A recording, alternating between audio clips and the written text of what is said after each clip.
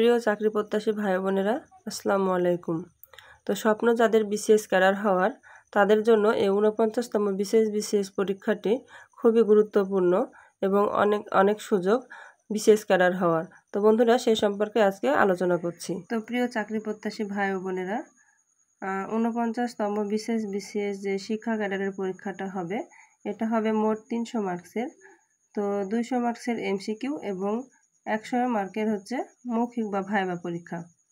তো ২০০ মার্কসের মধ্যে ১০০ নম্বরের বাংলা, ইংরেজি, বাংলাদেশ বিষয়াবলী, আন্তর্জাতিক বিষয়াবলী, গাণিতিক যুক্তি এবং মানসিক দক্ষতা।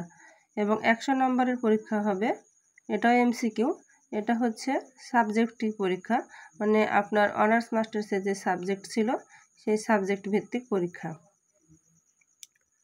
তো পরীক্ষার কেন্দ্র হবে ঢাকায়, আর আবেদন শুরু হবে ২২শে জুলাই থেকে ২২শে আগস্ট পর্যন্ত। তো ৪৯তম এই বিসিএস পরীক্ষার নম্বরটা কিভাবে বন্টন হবে তা আমি একটু আলোচনা করছি। তো বাংলা এখানে হবে ২০ মার্কের পরীক্ষা, সাহিত্য প্লাস ব্যাকরণ অংশ দিয়ে।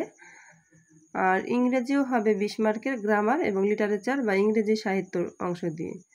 বাংলাদেশ বিষয়াবলী ২০ মার্ক, আন্তর্জাতিক বিষয়াবলী ২০ মার্ক, গাণিতিক যুক্তি ১০, মানসিক দক্ষতা ১০।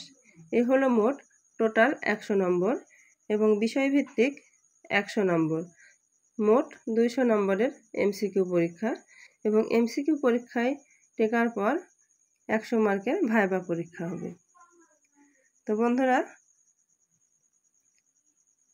যারা ৪৯তম বিসিএস পরীক্ষা দিতে যাচ্ছেন, আশা করি আমার এই ভিডিওটি তাদের জন্য খুবই উপকারী হবে।